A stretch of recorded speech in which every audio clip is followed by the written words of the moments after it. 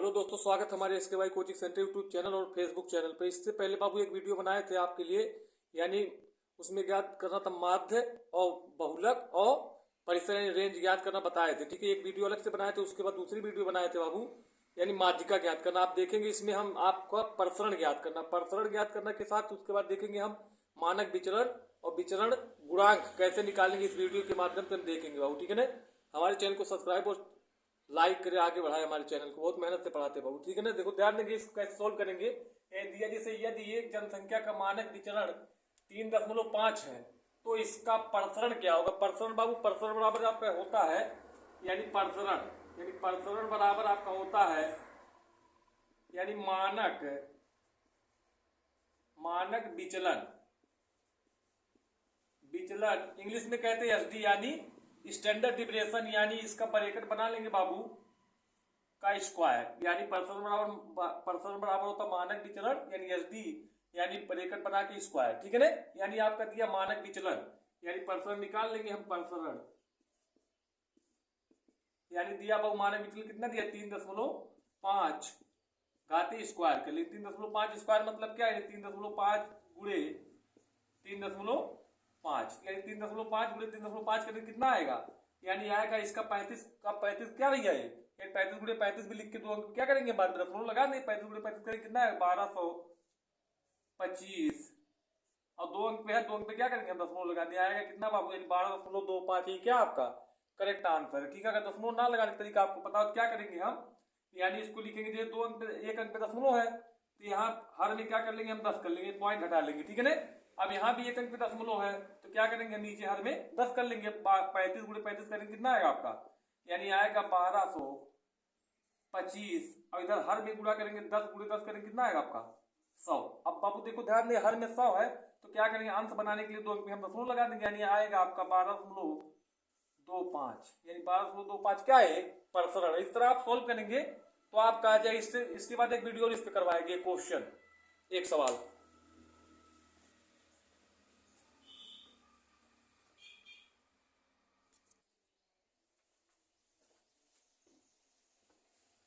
देखो ध्यान दे, एक सवाल इस पे और जैसे दिया यदि एक जनसंख्या का मानक विचलन 2.5 है तो इसका प्रसरण क्या है। तो प्रसरण ज्ञात करने मानक विचलन आपका दिया, मानक विचलन स्क्वायर दिया ना, इसका फार्मूला प्रसरण बराबर मानक विचलन यानी एसडी स्क्वायर, यानी रख लेंगे इसमें, यानी मानक विचलन 2.5 स्क्वायर। ये 2.5 स्क्वायर मतलब क्या है, यानी 2.5 का 2.5 गुणे 2.5। अब इसका गुणा करेंगे, आपको सभी पता होगा, ये 25 गुणे 25 करेंगे कितना आएगा आपका, यानी 625।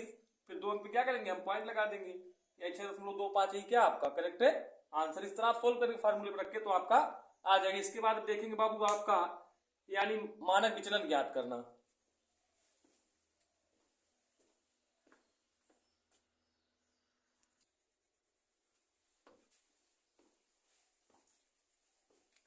देखो ध्यान देंगे, ठीक है, बहुत अच्छा प्रश्न दिया। जैसे दिया आपका एक डाटा सेट का प्रसरण 196 तो मानक ज्ञात किया, मानक विचलन यहाँ होना चाहिए, तो मानक विचलन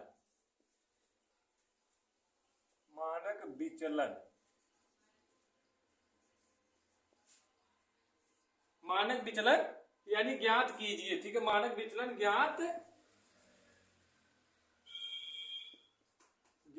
कीजिए, ऐसा सवाल था। ठीक है, मानक विचलन ज्ञात कीजिए। देखो ध्यान दे, प्रसरण बराबर क्या होता है, प्रसरण बराबर आपका होता है यानी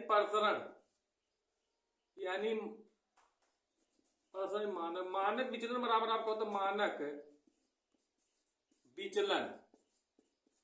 मानक विचलन बराबर आपका होता है अंडर रूट प्रसरण, यानी प्रसरण जो होगा भाई, प्रसरण जो होगा क्या होगा अंडर रूट में होगा। और हमेशा ध्यान दें भैया, ठीक, जो आंसर आएगा आपका पॉजिटिव में आएगा, यानी प्लस में आएगा। ठीक है ना, निगेटिव में आंसर इसका नहीं आता। ठीक है ना, अब देखो ध्यान देंगे क्या करेंगे, मानक विचलन निकालना हमें, तो मानक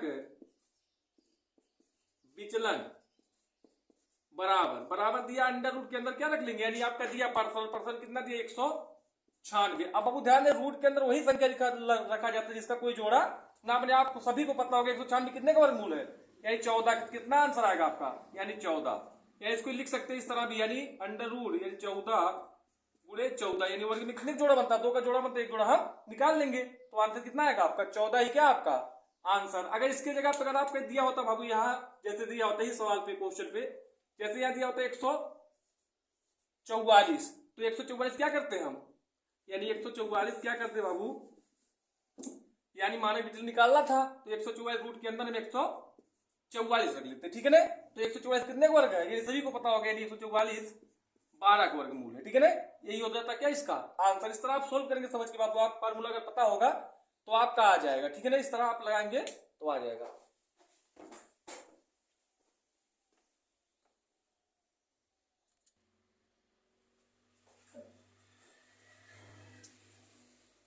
देखो ध्यान दे, बहुत जबरदस्त प्रश्न दिया। जैसे दिया बाबू, एक वितरण का माध्य 80 और मानक विचलन 16 है, तो विचरण गुणांक, यानी विचरण गुणांक का मान क्या होगा, विचरण गुणांक हमें निकालना। कैसे इसको सोल्व करें, ध्यान देंगे, ठीक है ना। जैसे इसका फार्मूला होता है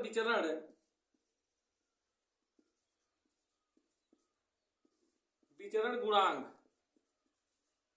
विचरण गुणांक बराबर होता है बाबू आपका, यानी मानक विचलन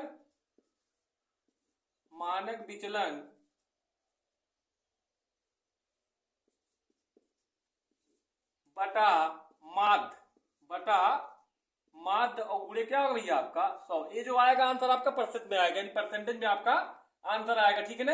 यानी मानक विचलन कितना दिया आपका 16 और माध्य कितना दिया आपका बाबू 80, और गुणे क्या कर लेंगे हम, यानी 100 काट लो, 16 के 16, 16 25, 80, 5 एकम 5, 5 इससे 100, यानी आएगा कितना आंसर आपका, यानी 20%। यानी विचरण गुणांक कितना आएगा आपका 20%। आगे इस पे एक सवाल और करवाएंगे अभी तुरंत, दूसरा सवाल।